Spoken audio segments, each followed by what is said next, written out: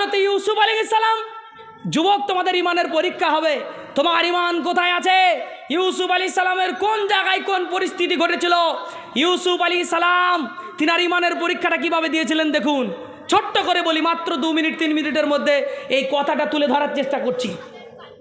হযরত ইউসুফ আলাইহিস সালাম মিসরে আজিজ জুলাইখার বাড়িতে ছোট থেকে বড় হয়ে গেল, ইয়াং যুবক হয়ে গেছে। এখন জুলাইখা তার স্বামীকে কোনোদিন স্পর্শ করতে দেয় নাই, ভক্ষণ করতে দেয় নাই।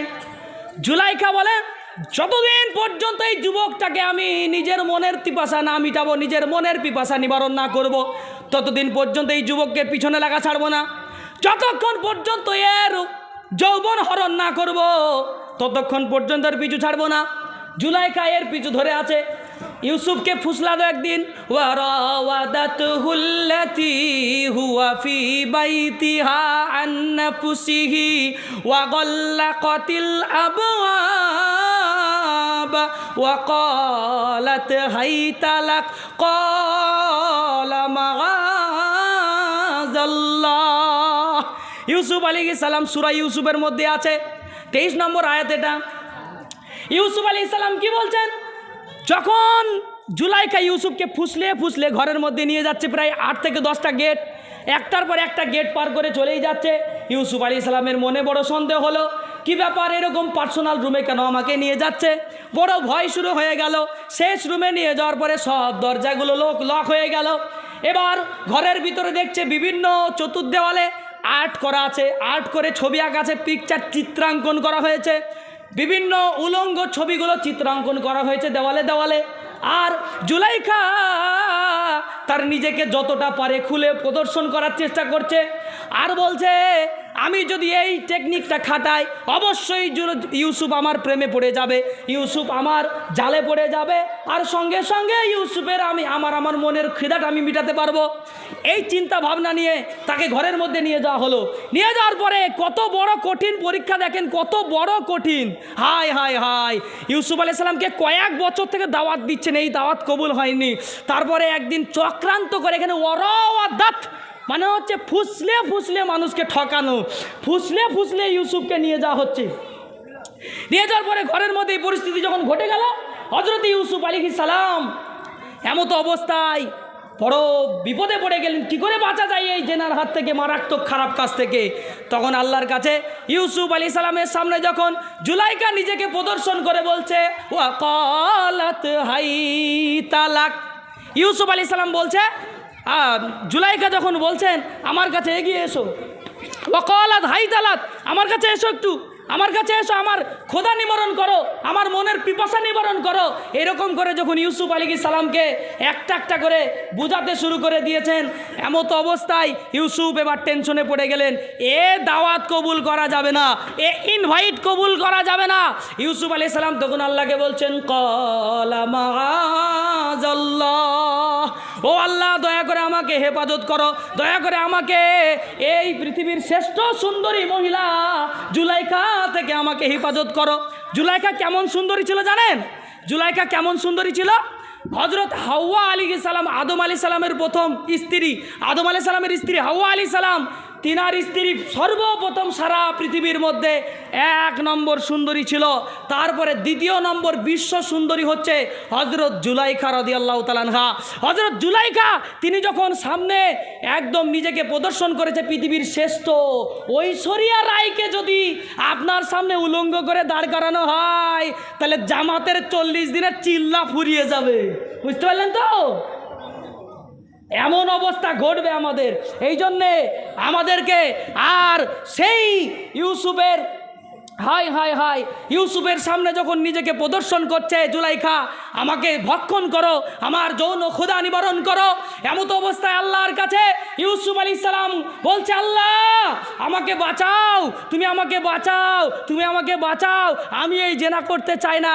কিন্তু একটা ঘটনা আছে, তার পরের আয়াতে একটু কথা আছে। ওখানে বলছে, ওয়ালাকাদ হাম্মাত বিহি ওয়া হাম্মা বিহা। এই কথাটা তফসির লিখছে তফসিরে জালালাইন এবং মুফতি তাকি উসমানী সাহেবের লেখা তাওজিহুল কোরআন, এর মধ্যে তফসিরটা লিখেছে। 2টো ঘটনা 2 জায়গায় তোলা আছে। বলছে ইউসুফ আলাইহিস সালাম যখন জুলাইখাকে দেখেছিল এত সুন্দর, তার চেহারা দেখে, তার ওই উলঙ্গ পরিবেশ দেখে ইউসুফ আলাইহিস সালাম কি করেছিল? আগে থেকেই তো জুলাইকা প্রেমে পড়েই আছে, এখন ইউসুফ কিছুটা ঢলে পড়েছিল, ইউসুফ আলাইহিস সালাম কিছুটা ঢলে পড়েছিল, কিছুটা মনের মধ্যে চাহিদা তৈরি হয়ে গেছিল। এমত অবস্থায় দুটো ঘটনা ঘটে গেছে। তাফসীরের মধ্যে দুটো ঘটনা লিখছে, ছোট্ট ছোট্ট কথা। এক, ইউসুফ আলাইহিস সালামের আব্বা জানের ছবি ইয়াকুব আলাইহিস সালাম, নাম শুনেছেন তাই না? হযরত ইয়াকুব আলাইহিস সালামকে ওই অবস্থায় ইউসুফ দেখতে পাচ্ছে, আর কেউ দেখতে পাচ্ছে না। ইউসুফ আলাইহিস সালাম ইয়াকুবের চিত্রাঙ্কন দেখতে পাচ্ছেন। হযরত ইয়াকুব আলাইহিস সালাম সামনে দাঁড়িয়ে গেছেন। এইটা দেখার পরে ইয়াকুব আলাইহিস সালাম বলছে, বাবা ইউসুফ, তুমি জেনা করতে পারো না, তুমি একজন নবী, তুমি জেনা করতে পারো না, তোমার দ্বারা এই কাজ হতে পারে না। এ কথা বলেছে, একটা তফসিরে লিখছে তাওজিহুল কোরআন, মুফতি তাকি উসমানী সাহেবের তফসির, এবং তফসিরে জালালাইনের মধ্যে লিখছে যে ওই সময় আল্লাহ রাব্বুল আলামিন জিবরিল আলাইহিস সালামের মাধ্যমে একটা চিঠি পাঠালেন। কারণ ওয়ালাউলা আর বুরহান রব্বি, পরের কথাটা বলছে, যদি আমি ইউসুফকে দলিল না পাঠাতাম তাহলে ইউসুফ কিন্তু ফাঁদে পড়ে যেত। দলিল যদি না পাঠাতাম, দলিলটা কি? দুটো। এক, ইউসুফ আলাইহিস সালাম তার আব্বাজানকে দেখতে পাচ্ছেন, আর আব্বাজান উপদেশ দিচ্ছেন, খবরদার তুমি এই জেনার কাজ করতে পারো না। আর একটা, ওই জিবরিল আলাইহিস সালামের মাধ্যমে একটা আল্লাহ রাব্বুল আলামিন চিঠি লিখে দিয়েছেন। এই চিঠিতে লেখা আছে, ইউসুফ তুমি নবী, তোমার ওপরে যদি তুমি এই কাজ করো তাহলে নবীর খাতা থেকে নাম কাটা যাবে, তুমি জেনা করতে পারো না। সহন মহান আল্লাহ রাব্বুল আলামিন ইউসুফকে সহযোগিতা করছে, বলেন সুবহানাল্লাহ।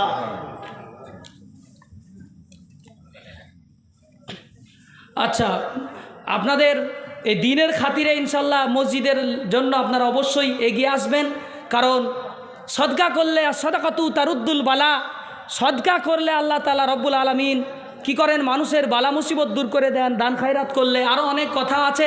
সদকা করলে নিজের ইমানের তাগিদা বাড়ে, ইমানের মজবুতি বাড়ে। এই জন্যে যুবক ভাইয়েরা আপনাদের কাছে একটু রুমাল নিয়ে যাবে, যা পারবেন অবশ্যই চেষ্টা করবেন, যা পারবেন মানে কমের দিকে যত যায় ওটা না, আমার ক্ষমতা অনুযায়ী আজকে যতটা ভালো পারি এইটা চেষ্টা করবেন। তো ইউসুফ আলাইহিস সালামের পরীক্ষাটা কেমন ছিল দেখেন। হাই হাই যুবক, ইউসুফ আলাইহিস সালামকে দাওয়াত দিয়ে পৃথিবীর শ্রেষ্ঠ রমণী জুলাইকাকে দিয়ে জেনা করতে পারেনি। ইউসুফ আলাইহিস সালামের জেনা, ইউসুফ আলাইহিস সালাম এই কেমন মহব্বতটা, আসলে কতটুকু প্রেমে পড়েছিল জুলাইকার দেখেন। বলে একজন ব্যক্তি যদি, আরেক জায়গায় তফসিরে লিখছে যে একজন ব্যক্তি যদি রোজা রাখে, আর রোজা রাখা অবস্থায় দিনের শেষের দিকে যদি তার সামনে একটা পানির বোতল নিয়ে যাওয়া হয়, তো বলেন তো একটু পানির চাহিদা হবে না? বলেন চাহিদা হবে না? ইউসুফ আলাইহিস সালাম বলছেন ওনার ভালোবাসা, ওনার যে জুলাইকার উপরে যে হালকা একটু ঢলে পড়া, সেটা এরকমই ছিল যে একজন রোজাদার ব্যক্তি রোজা রাখার পরে তার সামনে যদি পানি দেখানো হয়, তো পানিটা যদি খাওয়া হতো। অনেক সময় মুসলমান এরকমও ভাবে যে আল্লাহ সব ঠিক করেছে রোজাতে, যদি একটু পানি খাওয়ার ব্যবস্থাটা করে দিত তাহলে সারা বছর রোজা রাখতাম, বুঝতে পারলেন কিনা? এরকম মনে মনে ভাবে তো অনেক ইমানদাররা। তো ঠিক এইরকম ইউসুফের মধ্যে হালকা একটু মনের মধ্যে এরকম চিন্তা ভাবনা এসেছিল, তাই আল্লাহ তাআলা দলিল দিয়ে দিলেন, ইউসুফ তুমি এ কাজ করতে পারো না। তারপরেও কিন্তু ইউসুফ আলাইহিস সালাম আগে, আচ্ছা বলেন তো, যারা রোজা রাখে তারা কি চায় যে তাদের সামনে পানি যখন চলে আসবে রোজাটা ভেঙে দিয়ে পানি খাবো? তাই হবে না। ইউসুফ আলাইহিস সালাম জীবনেও জেনা করতেন না, কিন্তু আল্লাহ তাআলা তাও দলিল দিলেন ইমানকে মজবুত করার জন্য। তা আমাদের দেশে, আমাদের বেলডাঙ্গার মানুষ, আমাদের এলাকার মানুষ, আমি বলছি আমাদের রুচি কত খারাপ, তাই দেখেন আমাদের রুচি কত খারাপ। এক তো মুসলমান আর একজনের বউয়ের সাথে কখন কিভাবে লটাপটা করে ঠিক নাই, একজন বিয়ে করছে না তার মানেই হলো গন্ডগোল হয়ে গেছে, আর একজন বিবাহ করছে না, এরকম বিভিন্ন রকম সমস্যা। অথবা নিজের স্বামীকে ভালো লাগছে না, নিজের স্বামী দেখতে ভালো না, স্বামীকে বারবার বলে কই গো তুমি বলে কেরালা যাবা করছিল, কই যাচ্ছ না যে? একটু লক্ষণটা বুঝবেন ভালো করে। স্বামীকে বলছে কি গো তুমি যে কেরালা যাবো করছিল, কই যাচ্ছ না যে? যাও কেরালা ঘুরে আসো একবার। এই মোটামুটি তো কেবল এই প্লাস্টারটা হলো, তুমি যদি একবার কেরালা 6 মাস ঘুরে আসো না, তা মোটামুটি রং টং সব কমপ্লিট হয়ে যাবে, তুমি মাস 6 মতো ঘুরে আসো। কারণ কি, এদিকে মোটামুটি প্রত্যেক দিন কল করছো, কি গো কবে যাবে গো, তোমার স্বামী কবে যাবে গো, বুঝতে পারছেন কি না? এদিকে মোটামুটি কল চলছে। এই হচ্ছে মুসলমানদের অবস্থা, অন্য ঘরে ঘরে আছে। তাছাড়া কি বলবো আপনাকে, মুসলমানের মধ্যে তো চলছে, নিমু খারামি চলছেই। এমনও মুসলমান আছে সাঁওতালদের সঙ্গে থাকে। আপনাদের গ্রামে এলাকায় তো নাই, আমাদের এলাকার কথা বলছি আমি, বালিরঘাট পালপাড় এলাকার কথা, সাঁওতালদের সাথে থাকে। বুঝলেন কি না? কি কি রুচি বুঝতে পারছেন না? জুলাইকা হচ্ছেন শ্রেষ্ঠ পৃথিবীর সুন্দরী। ইউসুফ আলী সালাম তাকে জেনা করেনি, তাকে দিয়ে কোনো ব্যভিচার খারাপ কাজ করাতে পারেনি। কিন্তু আমাদের ছেলেরা দাওয়াত দিতে হবে। ওরে বাবারে, এলাকার বেলডাঙ্গার ভুসিপাড়া, সুরুলিয়া আর আশপাশের গ্রামের নাম জানি না, এই এলাকার মোটামুটি সব থেকে সুন্দরী মেয়েটা যদি এলাকার টুকটুকিওয়ালার বেটাকে একদিন রাতে ফোন করে যে জানো তোমাকে আমার খুব ভালো লাগে, জানো তোমার উপর ক্রাশ খেয়ে গেছে বুঝলে, তা তুমি যদি এরকম যদি একবার ফোন করে আর তুমি আমাকে দুদিন যদি পার্কে ঘোরাও, একদিন মতিঝিল পার্কের নতুনে আর একদিন পুরাতনে, তাহলে তারপরে 3 দিনকার দিনে তোমাকে আমি হোটেলে নিয়ে যাওয়ার একটা ব্যবস্থা করে দেবো। বুঝলেন কি না? ওরে বাবারে, টাকা কি আর আছে? বাপের টাকা মারে, ওদিকে চুরি করে, এদিকে যা খুশি তাই করে, মোটামুটি 5,000 টাকা জোগাড় করে 3 দিন ঘোরানোর জন্য রাজি হয়ে যাবে না যাবে না? হ্যাঁ, যাবে না যাবে না? যাবে। বেলডাঙ্গার মধ্যে সুন্দরী মেয়ে যদি অফার দেয়, যুবক আর থাকে? এমনিতেই তো তুমি যাবা হেঁটে, আমি থাকবো হাই স্কুলের গেটে, তাই না? তাহলে তো জামানা বুঝতেই পাচ্ছেন। বিনা দাওয়াতে বেশেখানায় যায়, নোংরা কথা বলতে নাই, বিনা দাওয়াতে বেশেখানায় যায়, আর দাওয়াত পেলে আবার ছাড়বে গো?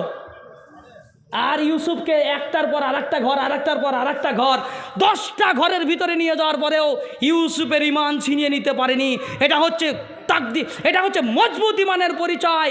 তোমার আমার যা ইমান আছে, আরে আজকের রাতটা মেরে দিই, ফজরে ইমাম সাহেবের সাথে হাতে ধরে তওবা করে নিল, বললো জীবনে আর এই কাজ করবো না, যে চাহিদাটা ছিল পূরণ হয়ে গেছে। বুঝতে পারছেন না? হায় হায় হায়, আমাদের জামানা কি, একটা মেয়ে স্কুলে যাচ্ছে, তার সামনে আর পিছনে 6 জন 6 জন করে 12 জন, 1 ডজন ছেলে ওকে মিডিলে নিয়ে চলে যাচ্ছে। মানে বডিগার্ড বাপ রেখেছে, বুঝতে পারছেন না? দারুণ দারুণ বডিগার্ড রেখেছে বাপ একবারে। কি বডিগার্ড গো তোমরা! এ ওকে গল্প করছে, ও ওকে গল্প করছে, মানে বডিগার্ড করে সুন্দর করে ওকে গার্ড করে নিয়ে যাচ্ছে। কিন্তু পরে খবর পাওয়া যাচ্ছে মেয়ে ওই বডিগার্ডের দলের মধ্যে একজনকে নিয়ে পালিয়ে গেছে। বুঝতে পারছেন? ইসলাম যেখানে নাই শান্তি সেখানে থাকবে? ইসলাম যদি পালিয়ে যায় তো শান্তিও তো পালাবে গো। এই হচ্ছে ঘটনা। তাহলে ইউসুফ আলী সালাম ইমানকে এইভাবে মজবুত করেছেন, কিন্তু আমরা সেই ইমানকে মজবুত করতে পারছি না। তারপরে বলি, লজ্জার 2-1টি কথা আপনাদের সামনে বলতে হয়। লজ্জা হচ্ছে ইমানের একটা বিশাল বড় অঙ্ক। আমি ইমানের ওপরে কথা বলছি। আল হায়াউ শুবাতুম মিনাল ঈমান। ইমানের একটা পরিচয় হচ্ছে লজ্জা থাকা। লজ্জা নাই যার, ইমান নাই তার। লজ্জা নাই যার, ইমান নাই তার। ইমান নাই যার, জান্নাত নাই তার। কথা বুঝাতে পারলাম না, আরেকবার বলি। লজ্জা নাই যার, ইমান নাই তার। ইমান নাই যার, জান্নাত নাই তার। এখন বুরখা পরে কেন তাহলে? বুরখা পরে 2টে লাভ। 1, ভালো মেয়েরা বুরখা পরে ভালো কাজের জন্য। নাম্বার 2, বুরখা পরলে প্রেম করতে সুবিধা হয়। আসলে বুঝলেন কি না? হয় না? হয় না? বুঝতে পারছেন না? বুরখার পরিমাণ বাড়ছে কেন? আরে বুরখার পরিমাণ বাড়ার কারণ কি? পাড়ার চাচা পাশ দিয়ে চলে যাবে, বুঝতে পারবে না। এটার নাম হচ্ছে বুরখা। আর বুরখার লাভটা কি? বুরখার লাভ হচ্ছে ওই পার্কে যাব, পার্কের এক কোনায় বসবো, বুরখা ঢাকায় থাকবে, মাঝে মাঝে সামনের বুরখার সামনে নেকআপ তুলে দিয়ে KISS না করলে মিস। KISS kiss. আজকে যদি না দাও তাহলে জীবনের সব কিছু তোমার হয়ে যাবে মিস, আর তোমার সাথে আমার ভালোবাসা হয়ে যাবে ডিসমিস। বুঝতে পারলেন না কথা? যুবকরা কিসের জন্য পার্কে নিয়ে যায়? পয়সা এমনি খরচা করবো, আর তোর পেছনে 200 টাকা ঢালবো, আর KISS হবে না, এ হবে না। বুঝতে পারছেন ইমান কোথায়? আর বুরকা পরার কারণ কি বুঝতে পারছেন তো? বুরকা 2টো কারণে পরে।